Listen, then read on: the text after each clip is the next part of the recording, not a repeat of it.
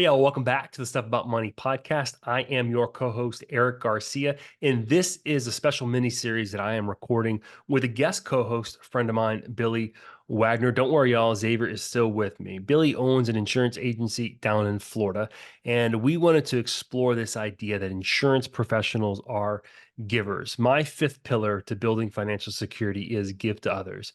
And Billy and I wanted to have engaging conversations with a diverse group of insurance professionals to hear their journeys of how they're creating legacies for their families and leaving a meaningful impact in their communities through generous acts. And we do all of that in under 12 minutes with each of our guests. So listen in and prepare to be inspired. All right. Well, we are thrilled to have Mr. Rob Bowen on the call with us. He has such a giving heart, and we're excited to learn from him. And Rob, we'd like for you to kick us off and start with what's been kind of your inspiration and motivation for the giving heart that you have. Well, I do a lot of work with veterans groups. So that's kind of where that inspiration comes from. As a veteran, I was fortunate. I came out of a lot of stuff and everything's fine. Many veterans come back and have issues. Many veterans come back with a lot of different things. And so I have, because of my, I don't like leveraging my veteran status, but because of it, because of what I do, I can leverage both of them and really give back and really help other not-for-profits. I can help raise money. I can donate money. I can give my time. So it's very passionate for me. My son also served. So a lot of these are young kids that really need our support. First off, thank you for your service. I've shared this several times in this podcast series. My family came over in the early 60s from Cuba. They came from a country where they had no freedoms, and they came to America that obviously has a tremendous amount of freedom. And one thing we all know, we forget often, that freedom isn't free. Mm-hmm. There's a great number, many of people who pay with their lives, and oftentimes, I hesitate to say this, but worse yet, their mental health.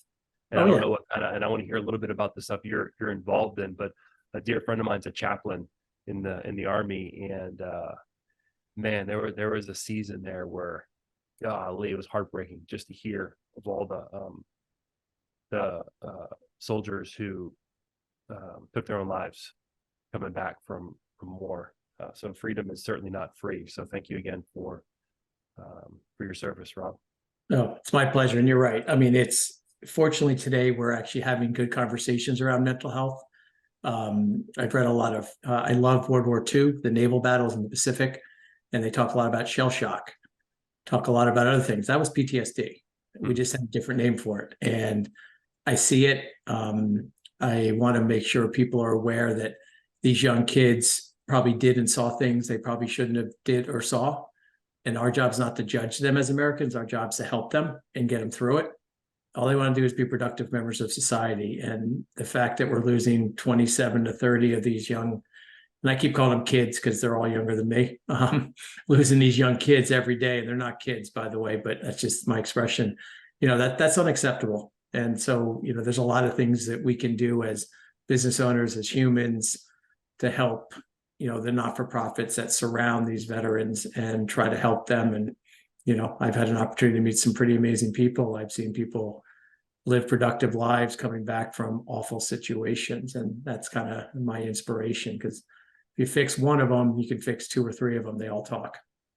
Can you share specifically some of the causes that you kind of throw your support behind, whether monetarily or just kind of your time? Okay.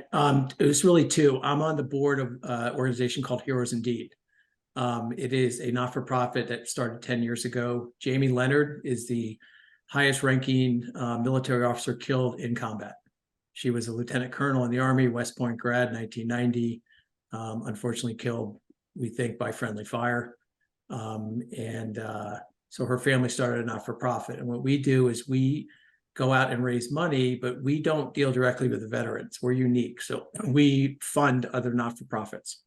Okay. Interesting. So we will vet them. We will do it. Most not-for-profits, the biggest problem with the veteran not-for-profits is there's too many of them. And I know that sounds like it doesn't make sense, but it's hard to get them all together, right? They're just, everyone wants to help, right? That's the thing. So with this organization, we can raise money. We're in the process, I don't have a ton of experience, but I have a lot of experience raising money and fundraising. So that's kind of my job.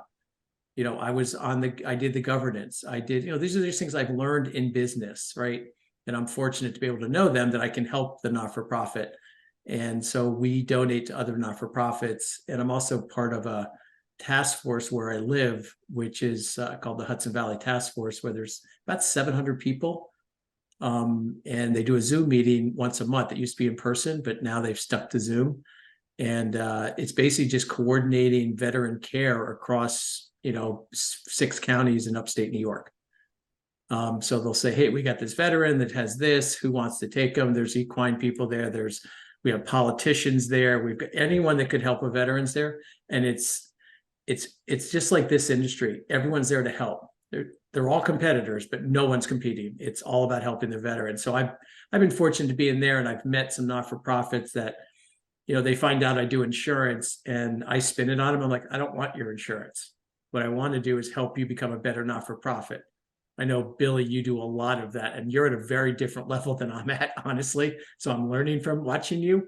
But, we can offer that kind of assistance. Hey, listen, do you have a board? You probably need some D&O. Do you have, so insurance is a byproduct. And I tell them flat out, I will refer you to a friend. I do not want that business.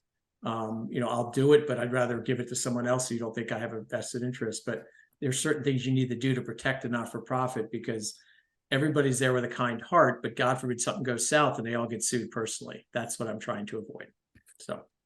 Yeah, very nice. Very good. I love hearing that, Rob. Thank you for sharing.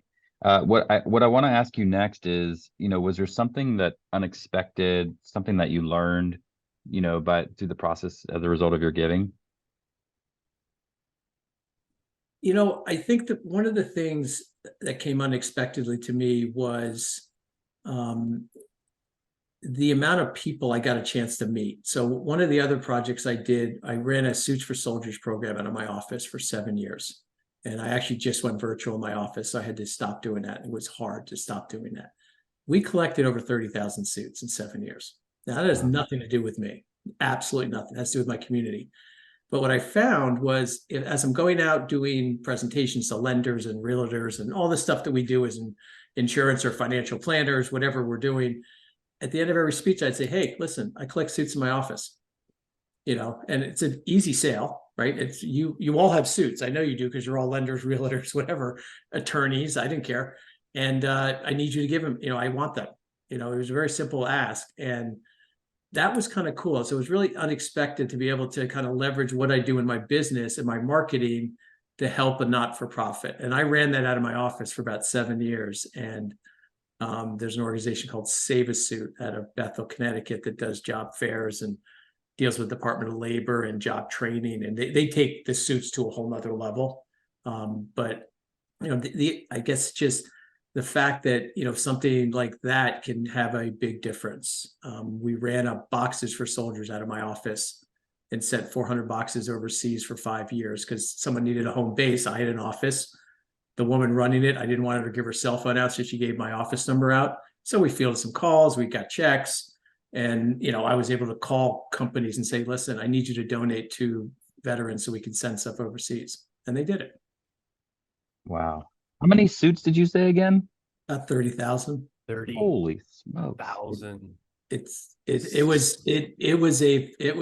just kept rolling. We collected, when we first started 6.5 years ago, we collected 1,600 suits in 5 weeks on one newspaper article that was written about me. Now, think about if we could run our marketing plans like that, right? Or anybody. So one little article about Rob Bowen collecting suits, we were collecting 30 to 40 suits a day. And it just kept going. And I couldn't stop. I was like, we just got to keep going. I'm gonna go out on a limb and say that you probably feel better about donating a suit to a soldier than you do selling a homeowner's policy at the end of the day. Like 100%. 100%. It was, what was amazing was I had district attorneys, I had politicians, I had all these people like, you need to market this better. And I'm like, I don't want to market this. This is a grassroots. So I'd say to them, okay, put me on your Twitter feed, Mr. And I had a politician literally put me on this Twitter feed. I said, put this on your Twitter feed and market this. Do not market me as an insurance agent. Market me as I'm collecting suits. He put it out there and I got hammered. We had thousands of suits come flying through the door. So I think this is a really, really important point. And I know you kind of were it was a respectful nod to Billy at the level he's at.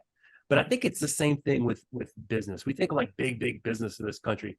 The business that runs this country is small business. Oh, yeah. It's not the big stuff. It's not the big names that you know. It's small business that employs 5, 10, 15, 20 individuals. And I think the same thing is true of giving. That, man, like an army of people doing small things because that's what they're able to do is far better than one company doing really big things. Like that collection is so much more powerful. Erik, you hit the nail on the head. I say that all the time to people. I say, if you want to help, just give an hour. Give a little bit of money. If we all do a little bit, I presented at the Hawksoft National Convention about this. I said, if we all do a little bit, find your passion, puppies, kids, veterans, I don't care. Just find something.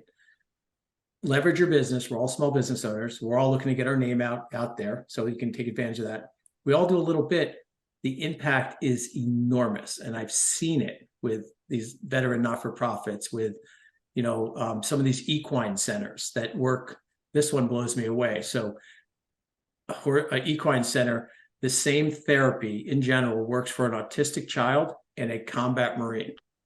Go figure that one out. Yeah. I've had this conversation with people in our industry who have autistic children, and we've talked about the combat Marines I've met who have gone through equine therapy and are now living productive lives. I mean, and again, that's just a little bit. Go brush a horse for an hour, or go, muck a stall, or, there's just so much that people are looking for, and these not-for-profits are just dying for help. Yeah. And right. Find it and do it and get connected. And guess what? I made a lot of great friends. Have I gotten business out of it? Yes, but that's not the point. The point is I've been able to help these people outside of my whole insurance practice, and with, maybe an expertise, or maybe I can connect people. I can network. Hey, you need to know this person. You need to. And I got introduced to a gentleman who's archiving all the letters and correspondence in the Pacific War and World War II.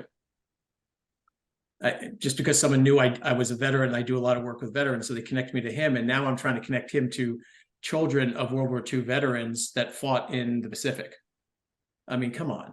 I mean, that's just, that's just out there, and it just happens. It's pretty cool. I want to put a pin into one thing that you just said, because I'm not even going to even ask the last question, because you answered. The last question was what's your advice to get involved? And I think it's so important is you don't have to do something big, start small. And here's what's beautiful is that if you play the long game, right? If you're not just in this for 1 month, one Christmas season, 1 year, 2 years, but you play the long game and think of like, how many years do you have of life left?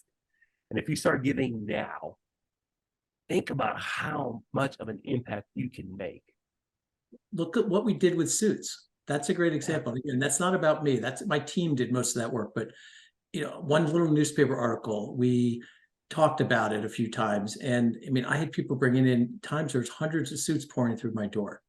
I mean, it was incredible. We hit a van we would fill up every quarter. Like they'd rent a U-Haul and we'd fill it with suits. I mean, think about that. And that was just getting the word out. I mean, you can do that. Any of us can do that. Yeah. And, it's just about thinking about it. And I agree with you on the small business side, but I think people really need to think about it. And it is year round.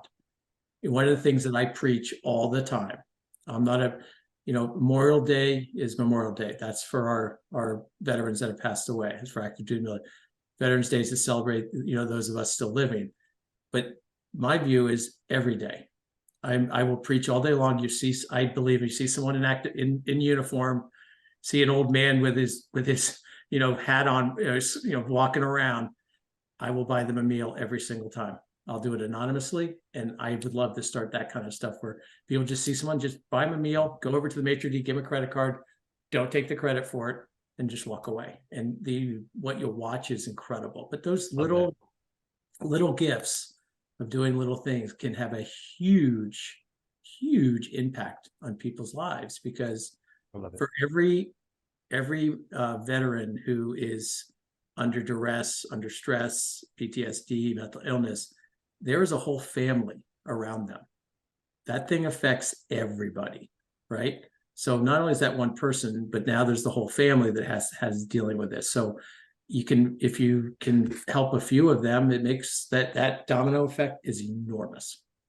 Rob, we don't have to worry about your legacy, man. It's solid, and it's I mean, it's what you've done is really cool, and thank you for sharing that story. And really appreciated hearing it. It was really cool.